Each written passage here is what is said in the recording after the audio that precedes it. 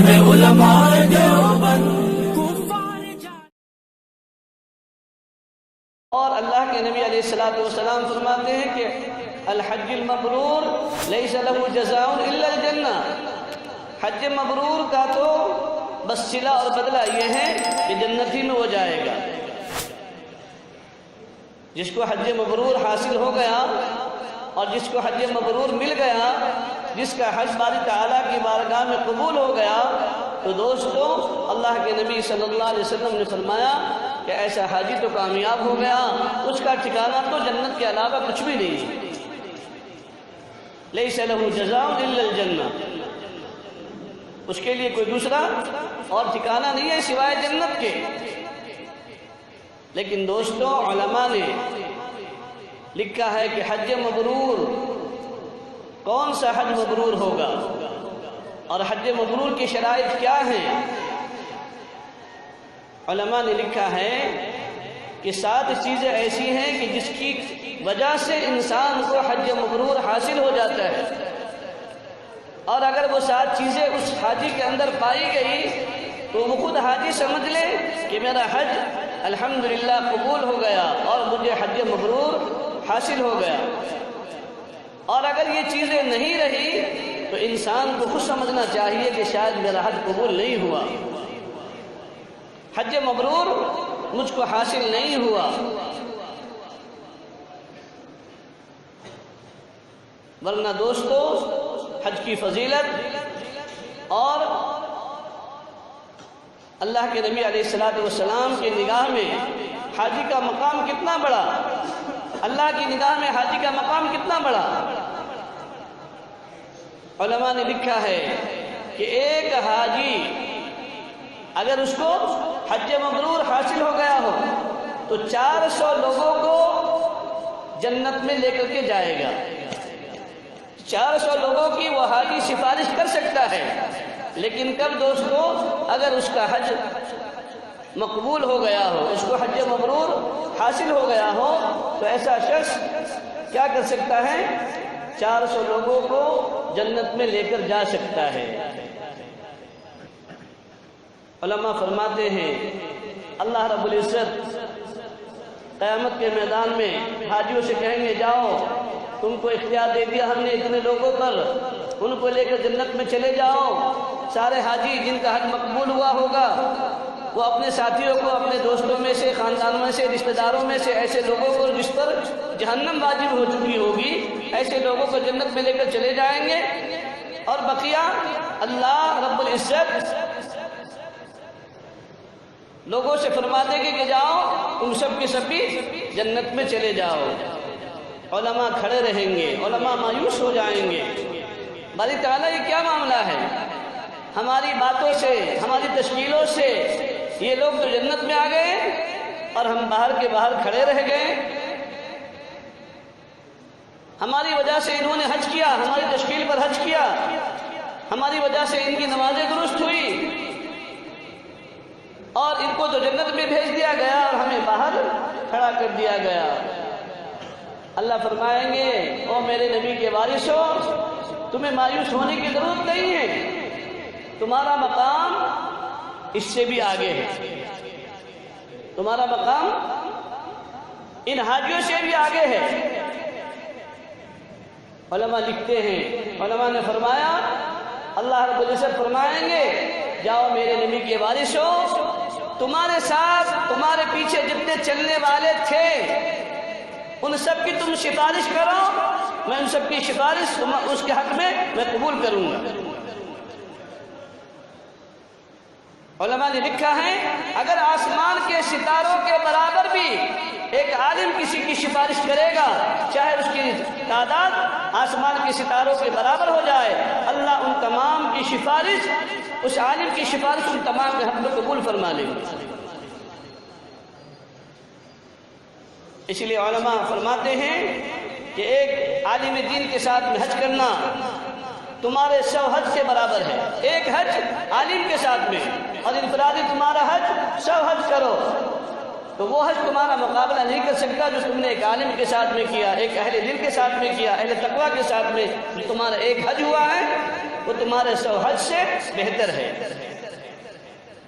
اس لیے دوستو، علماء کی بھی قدر اور علماء کے ساتھ میں اپنا ربط اور علماء کے ساتھ مسائل کا پوچھنا، علماء سے ربط رکھنا اور علماء سے معلومات کر کے اپنے حج کی تکمیل کرنا۔ تو علماء فرماتے ہیں کہ 7 چیزیں ایسی ہیں کہ جس کے کرنے کی وجہ سے انسان کو حج مقبول حاصل ہو جاتا ہے۔ فرمایا کہ جس حج کے اندر تمام سنتوں کی رعایت ہو، جس حج کے اندر سنتوں کی رعایت ہو اور حج کے جتنے ارکان ہیں خصوصاً فرائض اور واجبات، ان تمام میں سے ایک ایک رکن صحیح طور پر ادا ہو گیا ہو اور اس حج میں دم بھی واجب نہ ہوا ہو، اس حج میں دم واجب نہ ہوا ہو اور تمام سنتوں کی رعایت بھی رکھی گئی ہو، خصوصاً فرائض اور واجبات کی رعایت رکھی گئی ہو، ان تمام کو مد نظر رکھتے ہوئے جس نے حج کیا ہوگا اور اس حج میں دم واجب نہ ہوا ہوگا، فرمایا کہ یہ حج مبرور کی پہلی علامت ہے، یہ حج مبرور کی پہلی علامت ہے۔ دوسری علامت یہ ہے کہ جس حاجی کے دل کے اندر یہ بات آئے کہ نہیں لوگ مجھے حاجی کہیں گے، فرمایا حج مبرور نہیں ہے۔ تو جس حج میں ریا نہ ہو، شہرت نہ ہو، دکھاوا نہ ہو، وہ خالص حج اللہ کی رضا کے لیے کیا گیا ہو، فرمایا یہ دوسری علامت ہے حج مبرور کی۔ ورنہ آج حاجیوں کا کیا حل ہوتا ہے؟ ایک عالم بتا رہے تھے کہ نام لکھے جا رہے تھے، ایک حاجی حج کر کے آئے تھے، پوچھا کیا نام لکھا؟ کہا فلاں نام لکھ دیا۔ کہا ارے حاجی ہوں، حاجی لکھ، حاجی ہوں پہلے حاجی لکھ۔ تو یہ مزاج ہے۔ فرمایا کہ اگر یہ حاجی کی شہرت والی صفت اس کے اندر موجود ہے تو پھر وہ حج مبرور کی علامت نہیں ہے بلکہ حج مقبوض کی علامت ہے۔ یہ دوسری نشانی حج علامت کی۔ اور تیسری نشانی فرمایا کہ حج مقبول تو وہ ہے جو اللہ کے یہاں قبول ہو گیا ہو، اور وہ حج جو کیا ہے اس بندے نے وہ مال حلال سے ہو، مال حرام سے حج نہ ہو، مال حلال سے پاکیزہ مال سے اگر حج کیا ہے تو یہ حج مبرور کی نشانی ہے، علامت ہے۔ اور فرمایا علماء نے بعض مرتبہ انسان مال حلال سے حج تو کرتا ہے لیکن مال حلال کے ذریعے سے مال حرام کا استعمال کرتا ہے، مال حرام استعمال کرتا ہے۔ حلال مال تھا، حلال کمایا، لیکن وہاں پر جا کر حرام کا کوئی لقمہ کھا لیا، حرام کی کچھ غذائیں کھا لی، احتیاط نہیں برتی یہاں سے آپ نے جاتے وقت میں۔ تو فرمایا اگر ایسا بھی حج ہوا ہے تو وہ حج مبرور کی نشانی علامت نہیں ہے نا۔ اس لیے حج مبرور کی علامت میں سے یہ بھی ایک علامت ہے، یہ بھی ایک نشانی ہے کہ یا پہلے وہ مال حلال ہو اور مال حلال سے ہمارے پیٹ میں کوئی حرام غذا نہ جائے، اور ایسے ہی ہمارے پاس مال حرام نہ ہو، کسی کا حق دبا کر نہ جائیں۔ آج حاجی لوگ حج کر رہے ہیں 1 2 3 10 15 اور معلوم ہوا بیٹی کا حق نہیں دیا، بچوں کا حق نہیں دیا، بیٹوں کا حق نہیں دیا، پڑوسی کا حق نہیں دیا، کسی کی زمین دبا رہے جا رہے حج کو، کسی کا مال ہڑپ کر رہے جا رہے حج کو۔ کیا بابا؟ نہیں، بولے حاجی صاحب کتنے حج ہو گئے؟ بولے اتنے حج ہو گئے۔ کتنے عمر ہو گئے؟ 10 عمرے ہو گئے۔ کتنے حج ہو گئے؟ 20 حج ہو گئے، 25 حج ہو گئے۔ حج تو کیا لیکن حق والوں کا حق دیا کہ نہیں دیا؟ فرمایا مردود، ایسا حج مقبوض ہے، ایسے حاجیوں پر غضب ہے، ایسے حاجیوں پر لعنت ہے کہ دوسروں کا حج جو حق ضائع کرے اور پھر حج کو جائے۔ بیٹی کی وراثت میں، بیٹی کو وراثت میں حق نہ دے، اولادوں کو حق نہ دے، بہنوں کو حق نہ دے، بھائیوں کو حق نہ دے، پڑوسیوں کا حق اگر ہے وہ حق نہ دے، اور حج کو جا رہے۔ کتنے حج؟ 3 حج ہو رہے۔ حاجی صاحب نام لکھو بڑے بڑے پوسٹر پر، حاجی صاحب بلا حاجی۔ ایسے حاجی بھی اللہ کے یہاں مقبول نہیں ہے۔ ایسے حاجی بھی اللہ کے یہاں قابل قبول نہیں ہے۔ اس لیے اگر حق کسی کا ہے تو اپنے حق کو صاف کر کے پھر حج کو جائیں، نہ جانے اللہ وہاں پر ہمیں موت دے دے، ہو سکتا ہے کوئی حادثہ آ جائے۔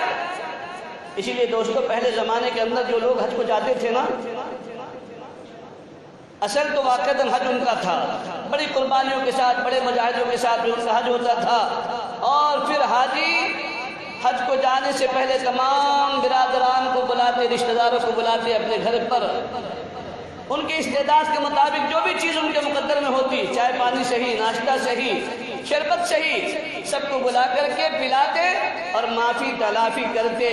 کسی کا حق ہوتا سب کے سامنے حق دے کر کے جاتے، اور سب سے معافی ہاتھ جوڑ کر معافی مانگتے، اگر کسی کا حق ہے تو یہاں پر لے لو، کہیں ایسا نہ ہو کر وہ خدا نخواستہ میں پانی کے جہاز میں جا رہا ہوں، کہیں میرا انتقال اسی جہاز میں ہو جائے، میں سمندر کے حوالے ہو جاؤں گا، تمہارا حق مجھ پر رہ جائے گا، قیامت کے دن تم مجھے پکڑو گے، میں کہاں سے تمہارا حق دوں گا۔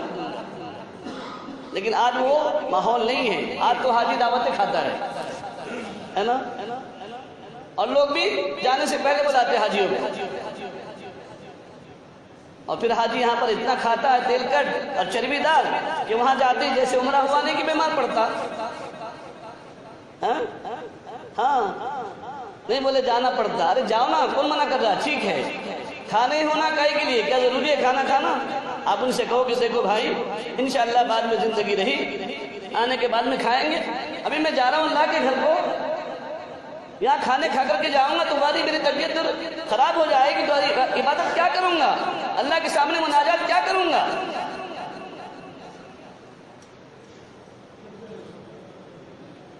یہ کہہ دو آپ اور جاؤ، لیکن آج سب اس کے الٹا ہو رہا ہے دوستو۔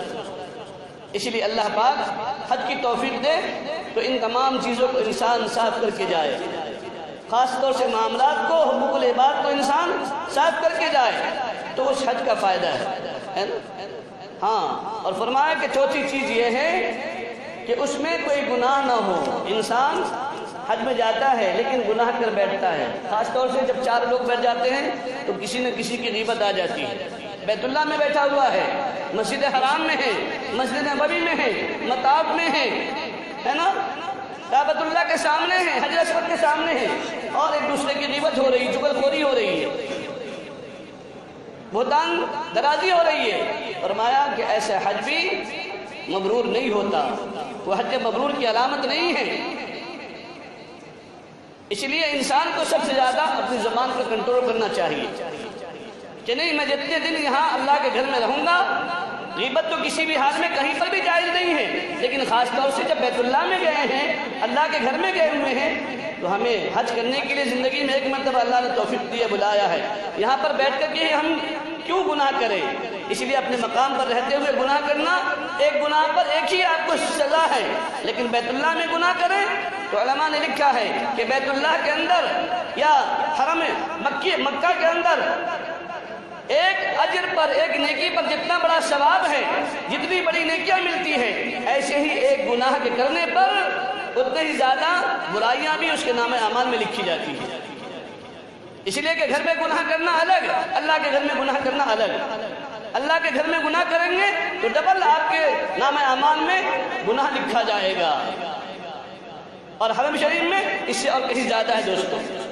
اس لیے انسان کو ان گناہوں سے بھی بچنا چاہیے، غیبت سے، چغلخوری سے، بہتان درازی سے، دوسروں کا دل دکھانے سے، اور وہاں جدل و جدال سے، لڑائی جھگڑے سے، فتنے فساد سے، ان سب چیزوں سے اپنے آپ کو بچانا چاہیے حاجیوں کو۔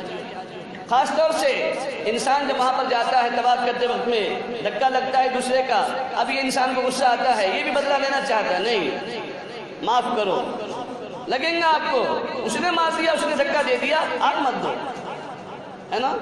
ہاں، جب یہ سب چیزیں نہیں ہوگی تو پھر انشاءاللہ آپ کو حج مبرور حاصل ہو جائے گا۔ اللہ پاک مجھے بھی آپ کو بھی حج مبرور عطا فرمائے۔ ویڈیو کے نیچے سبسکرائب کے بٹن پہ کلک کریں، بیل کے آئیکن پہ کلک کیجئے تاکہ ہر نئی ویڈیو کی نوٹیفیکیشن آپ کو مل جائے۔